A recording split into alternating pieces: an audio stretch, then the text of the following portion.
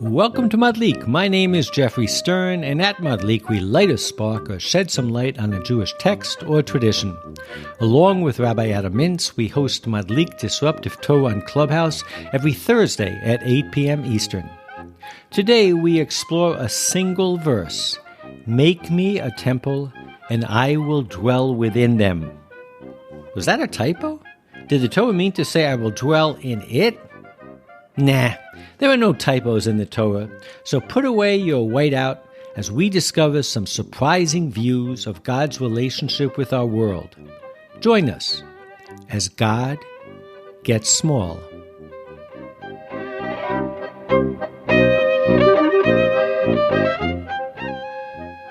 Well, welcome to Madlik. You know, it's rare, I think, that we spend the whole evening on just one pasuk, or maybe even one word within that pasuk. But tonight's the big night. We are in Parshat Terumah, and we've gotten the Ten Commandments, we've gotten the Code of Civil Law, and here we are, and we're going to build the tabernacle. And as I said in the intro, Terumah means collecting the tax, so there's the technical aspects of collecting the materials, and I know Rabbi Adam is going to speak about that in his synagogue on Shabbat. But at the end of the day, after God shows Moses or Bezalel, the builder, a blueprint, he says, as I quoted before in Exodus 25:8, "And let them make me a sanctuary, that I may dwell among them, v'shechanti betocham." There are many times where we connive, we push, we massage a text to give us meanings that are beyond the pashut, beyond the simple meaning of the text. But if you look at this, why does it say betocham? Why does it say, after God says to make a sanctuary, an edifice, if you will, or that he will live amongst them? Before we get into a whole journey of what all the commentaries say, Rabbi, what do you think the simple interpretation is? I don't think there is a simple interpretation. I think this verse is begging for interpretation, for a real interpretation, because it's so blatant that the Torah uses a word that you wouldn't expect it to use, right? It's just like it's like kind of a wow moment. I've been thinking about it all week, and the only straightforward explanation I could come up with is if it envisioned many temples. And so it was looking into the future and saying there's going to be a tabernacle, there's going to be a temple at Shiloh and at Bethel, and maybe there were going to be synagogues and sanctuaries throughout the world. But then it would say in them, it sounds like betocham is human, amongst them, amongst the people. I agree. I'm not convinced, but it's very rare, and that's why I say it seems almost like a typo, that you can't even get, and you don't even get a sense that the commentaries are looking for a straightforward explanation. Rashi, who always comes to our help, he simply says, make for me a sanctuary, make a holy place for the sake of my name. V'asu lishmi beit kedusha. He's bothered by a whole other problem. He's bothered by the fact that God is going to be dwelling in an edifice, in a material subject. So he says it's not for God, it's for his name. But he totally ignores this whole issue of what does it mean that he's going to dwell, and I agree with you, it sounds almost humanistic, within them. That's the question. I mean, and maybe the midrashic explanation that make me a tabernacle and I will dwell among them means the tabernacle will allow me to dwell among the people. Maybe that's okay. Maybe that's the simple explanation, that the tabernacle is just made of wood. Or fabric or whatever it is, but it allows him to dwell among the people. So, we're kind of dancing around what I think us 20th century Jews believe, which is the obvious explanation, is betocham means inside of you people, inside of you Jews. You know, my grandmother lived to 102, and she was a health aficionado way before her time, and she always said, your body is a temple. And when I read this, I think of her, but we all assume that the knee-jerk interpretation is that it clearly is very humanistic, and it means that you can build all the temples you want with all the stained glass windows and all the bricks and stones, but at the end of the day, the goal is that God will live within you, humankind. And then I'm looking for the texts. And to be honest, and maybe I'm missing something, but I didn't find an ancient midrash or in the Talmud something that said that explicitly. Let me give you a sense of the types of things that I did find. In the Babylonian Talmud in Ketubot, it says earlier, or in Exodus 15, it says that that I will bring you, and then you will make a temple. And it says, but ultimately it is written that I will build a sanctuary to dwell among you. And the takeaway there is God couldn't wait. He was in love with these people. These people were in love with him. They were engaged, if you will, and they wanted to rent already. They wanted to buy a house. So it has an element of the humanity, of the humanistic side. It has an element of what we've discussed in past episodes, where we say, why was the Torah given in the desert and not in the land of Israel? So it makes it a universal house because, again, God's first tabernacle was on neutral ground. But most of all, it has this love story and this affection in it. But again, it's not a straightforward, I'm going to live within every human being. That is interesting, and I wonder why. Why do they shy away from what seems to be the obvious explanation? So in Shemot Rabbah, it says, it quotes Shir HaShirim, the Song of Songs. It says, open for me, my sister, my friend. And then it goes on to say, for how long must I travel without a home?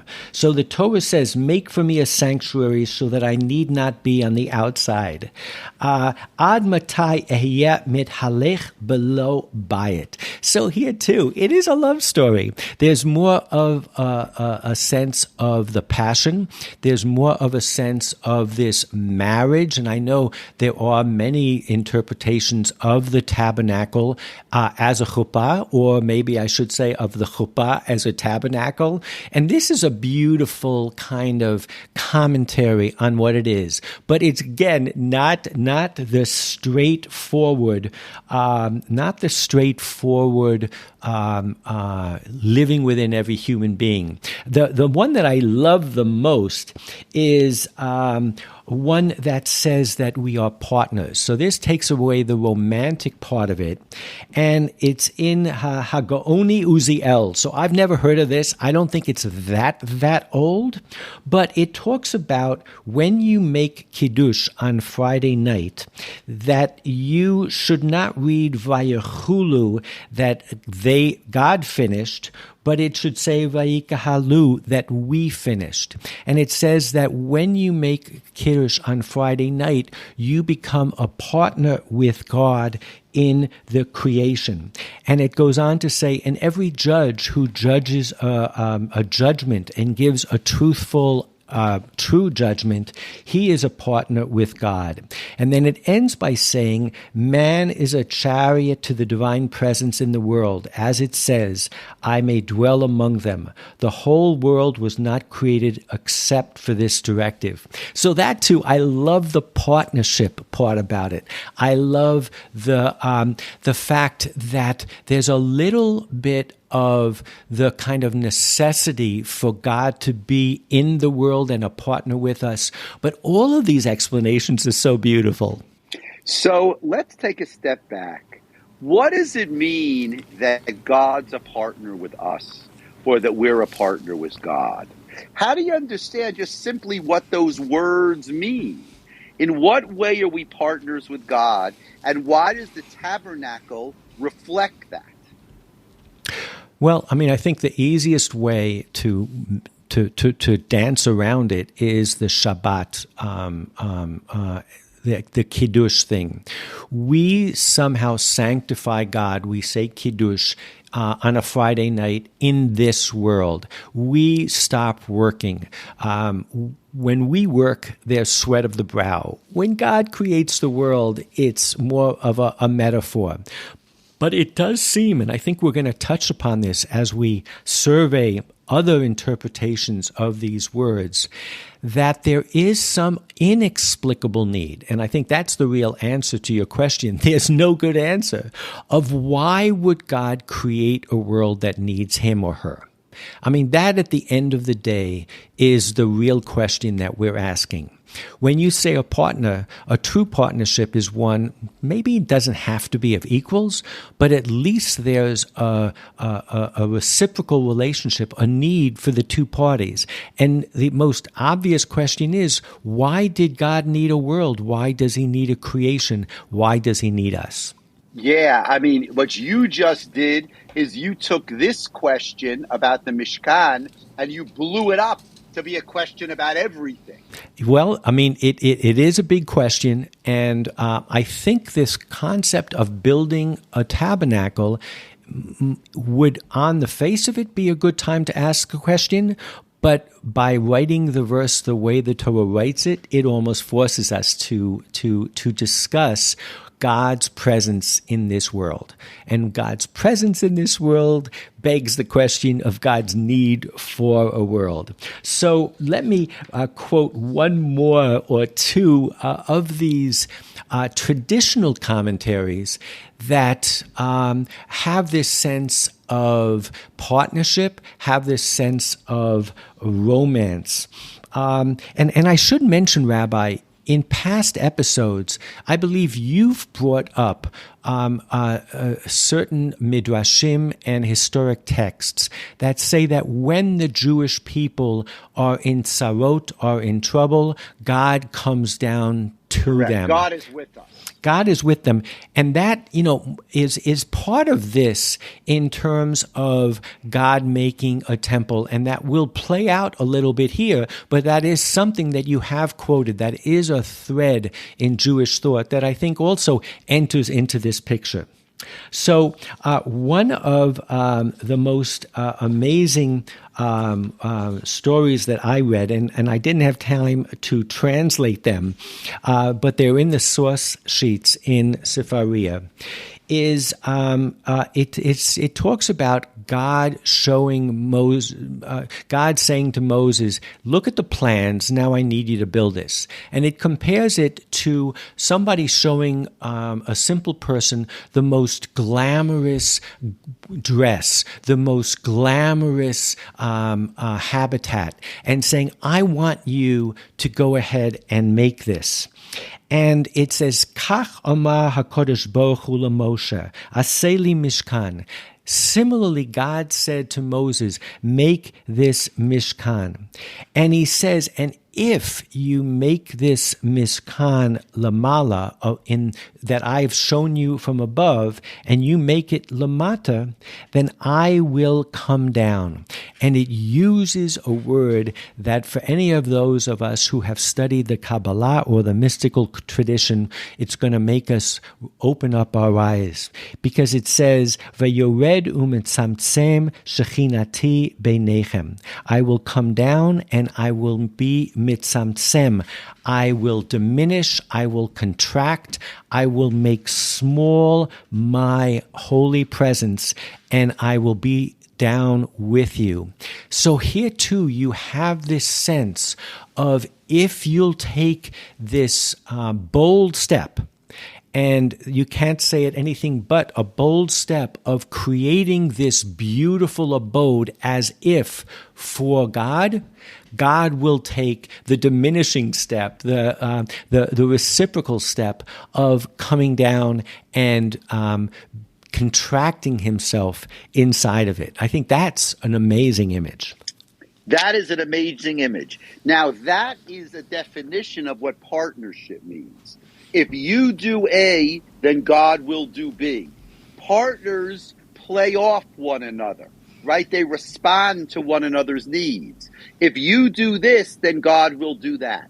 V'asuli mikdash. If you make me a tabernacle, v'shachanti b'tocham. I will be your partner because I will dwell in your midst. And I think the dwell in the midst means, at least according to the Kabbalists, that God will be mitzamtseim somehow, that he will contract himself. Contract himself means that he will take God, which is everywhere, and kind of focus God just on the Mishkan. So I like that a lot. Yeah. In a previous episode, I think we called it Gaming the Calendar or Gaming the Universe. We talked about the leap year and how actually, creating a leap year, and we are about to do that in this particular year, of adding a month to make the whole calendar work out, is kind of like almost admitting that the world isn't quite perfect. So there's another Midrash, Vayikra Rabbah, that says Rabbi Abuha explained the scripture to be about the 5 elders that convene to make the year of a leap year. What does the Holy One, blessed be he, do? He leaves his court above and descends and contracts his divine presence among them below. So it uses the same language, umetzamtzem shechinato beinehem milamatan. And so there is this sense of a partnership. There is this sense of being, I wouldn't say it's a partner in crime, but it's a partner in fixing something that is beyond our control, is not perfect, it's material. It's a fascinating use of, and of course, traditionally, when we talk like this, we should say the words kiviachol, as if you can say that God contracts himself, as if you can say that God comes down. These are all metaphors, but the metaphors are beautiful, and the metaphors are definitely powerful. I would agree with that. And on some level, the idea of Mishkan is the idea of of visualizing these metaphors, making these metaphors real. Because if we have a tabernacle, we should imagine that God comes down. The ark was built with the 2 cherubs on top. And the idea was that God's presence comes down through the cherubs to the ark and then out to the people. Now, that's an amazing image because, this is about God and how God is mitzamtzem, but yet the image is seen as being real, and I think that's very powerful. So the one image that I want to share before we go and see how the Kabbalah took this and the direction that it went is the Midrash Tanhuma. And what it says is that Rabbi Yoshua of Sikhin said in the name of Rabbi Levi, "This may be compared to a cave situated at the edge of the sea. Though the sea rushes forth and fills the cave, the sea lacks nothing. Similarly with the Holy One, blessed be he, may his name be blessed. For through it is written, and the glory of the Lord filled the tabernacle. Nevertheless, his glory is above the heaven and the earth. You should not say that the Holy One, blessed be he, compressed his Shekhinah only into the tabernacle." I love this image of the vast sea that doesn't need to fill the cave. But as the water laps onto the shore and there's a particularly strong wave, it goes into the cave and it comes out of the cave. And it doesn't need to fill the cave, but of course for the cave, this is a big event. And I love that image of all of these images are the rabbis playing, struggling, enjoying maybe this concept of how does the divine presence come into the physical world. And I had never, frankly, what I did is I went on to Sephirah and I did a search for Tzimtzum. and this contraction. And all of the texts are pretty late and they're pretty Kabbalistic, and we're going to get to them in a second. But there were a few pearls like this that used this concept of contraction in a different way.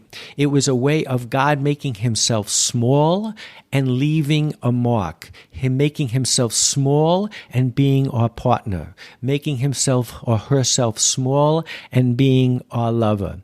And I just loved all of the metaphors, and they really give such a profound meaning to, and I will dwell within them.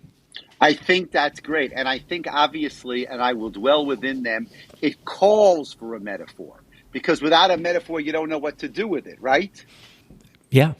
Absolutely. And it would have been so easy to ignore the issue, though, because everybody has a temple. You know, how do you have a religion without a temple?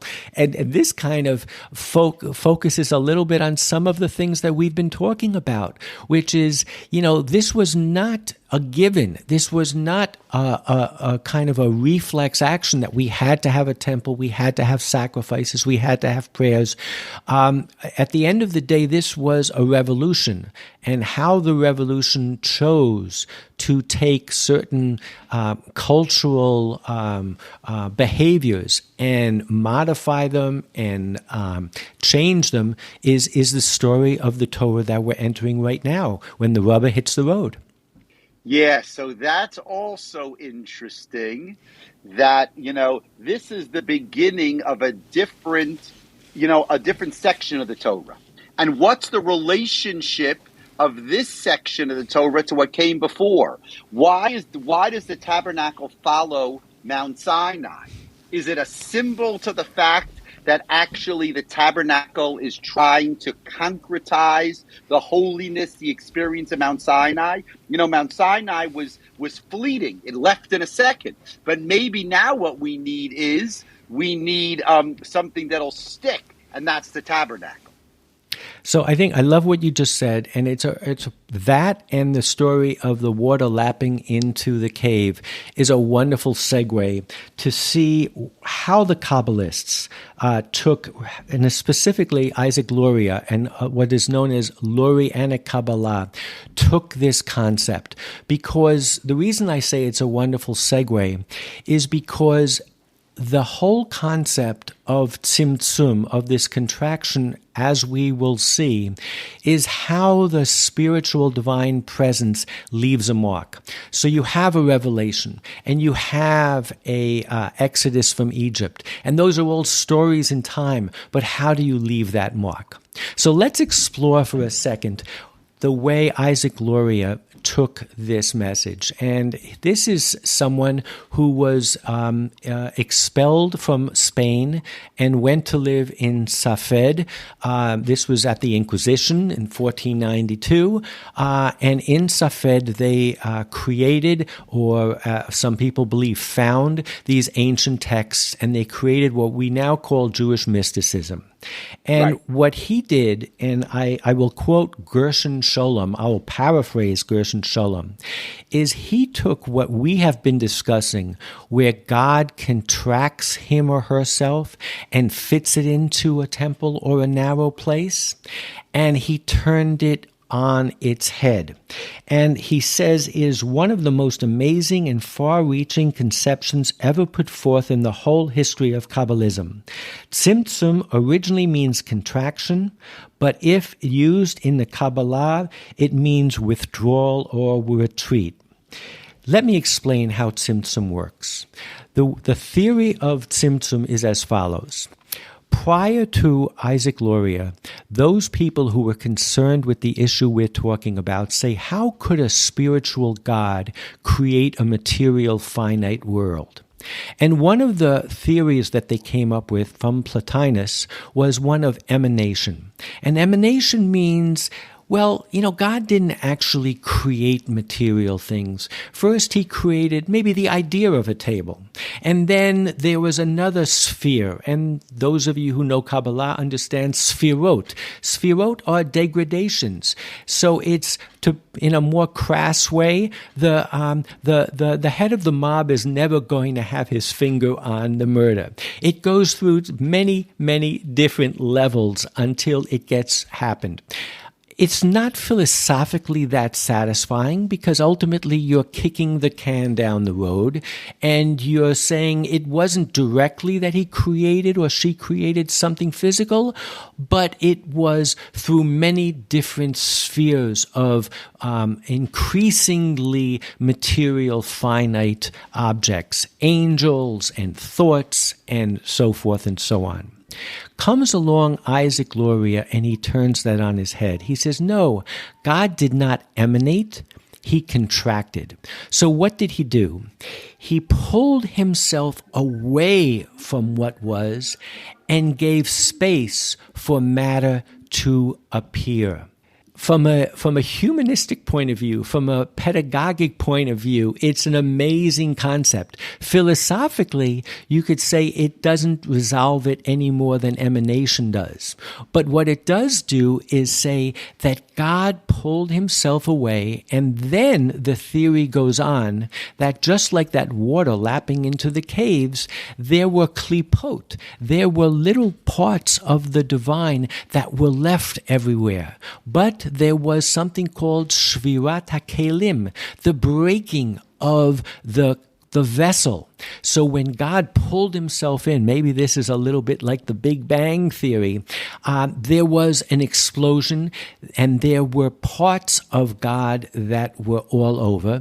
And talking about the partnership that we started in the early part, it's man's duty to be mitaken, to bring those sparks of God's divinity back together. And when that happens, there will be true salvation. But what he did was he took the same concept of God somehow contracting himself, but unlike the earlier texts where God contracted and put himself into the world and gave man the ability to experience the holiness, in Luria's Tzimtzum, he pulled away from himself and gave man the opportunity to find and to be mitaken, to cure the world. It's just an amazing, absolutely amazing vision. Do you find it as exciting as I do? I find it amazing. I think that's an amazing, passage that you just read, that idea. And the question is, if I can just bring it back to where we started, how is that really just an explanation of what bitocham means, right? Is basically that image is explaining what bitocham means, what God does to be amongst us. And I'm trying to figure out, how does that all work? So Shai Held, my Rebbe from Hadar, writes about the contradiction that most people believe that what the Bible says in our Parsha about God contracting himself into the tabernacle is 180 degrees different than God contracting himself away from the world and letting the world become. And the way he rounds that corner is, quoting Martin Buber and others, he gets back to the relationships. He says, if we're going to take away from this beautiful statement that we started with about God being inside of the temple, and we look at it from a partnership point of view, and we look at it from a love and romance point of view, you don't want to smother the person that you love. You don't want to overwhelm the person you partner with. And so what Hell does, and this is wonderful, is he says they are two sides of the same coin. That what we're learning here is that they are both right. That a relationship, whether it's love or partnership or with God, has to contain both the aspect of knowing that that person is present in a very profound way, but also know that that person or object or force or spirit gives you space to develop on your own. And I just love that that variation on Tzimtzum, which at the end of the day becomes a variation on B'tocham, on what it means for God's presence to be amongst us. I think that's beautiful, and I would just kind of add that I wonder whether Kabbalah, the whole idea of Tzimtzum, doesn't actually find its source in the word B'tocham. That maybe the whole principle of Tzimtzum is an attempt to explain the way we started about why B'tocham is the right word in this context. Well, certainly, Sholem, when he references the Midrash that I started with that has the word Tzimtzum in it, he says that Luria picked out a Midrash that no one had really focused on or studied before. So if that's the case, we give him a lot of credit. And that's the beauty of the history of ideas, that ideas evolve. And so, yes, it can be both things and mean both things to everybody. So I do think that it comes from B'tocham. And at the end of the day, for God's presence to be in the world is the key question that we are thinking about today when we read Truma and when we discuss a tabernacle, which I love more than the temple because it is so fleeting. Because on Sukkot, which we compare to a tabernacle, we always talk about the Sukkot HaNofelet, that the tabernacles can be put together and they can be taken apart. And that too is part of Tzimtzum. I think what Luria pointed out was that it's a process. Maybe it's a breath in and out, present and removed.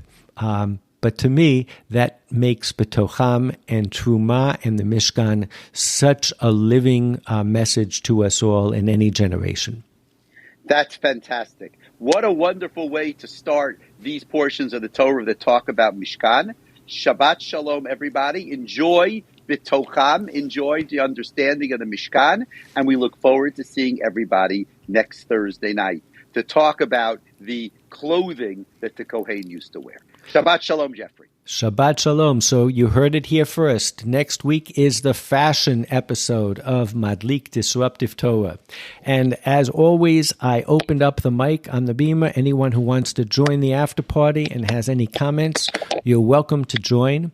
Otherwise, remember that this is a podcast and it is recorded and you can listen to it. You can look at the Sefirah source sheet. And explore some of the sources that maybe we didn't have a chance to cover. Michael, welcome to the Bema and welcome back. Thanks, Geoffrey. Really beautiful evening. Remember when you sent me about what the Pope wrote about the little, going into the little? And so I just wanted to ask you if they're still trying to get the message that God is within. I think I'm glad. So thank you for reminding me. And what Michael is talking about is I have a custom. I turn on High Mass at the Vatican on Christmas night. And this year, the Pope was talking about why in Christianity God chose a little baby. And it was that littleness. And I do think that there's no question about it, whether every human being is a temple or this temporary tabernacle, and even the dwelling itself. Nothing is permanent, but it's also very small. The small voice. So I love that addition, and I think it rings very true. Well, good. And I also love, Geoffrey, from now on when I make Kiddush, I will be making Kiddush with God. I thought it was like a nice l'chaim. We look in each other's eyes. But wow, it's like with God and me, how the week was, what my lessons learned, and new commitments, and to God and me. And that was so beautiful. Thank you. I love that. I love that. And, there are those that say that the reason why we have 2 candles is because we have an extra soul on Shabbat, and neshama yetera. And I think that also reflects, no pun intended, the partnership. It's about a partnership. It's about welcoming the angels when you start. It's about the 2 loaves. So much of it, as you think about it, is about the duality that becomes one, or even if it doesn't become one, at least it goes down that path. So I do love that. I do love that Vayechulu story. Thank you. Thanks, Geoffrey. Okay, Shabbat Shalom, everybody, and we'll see you all next week.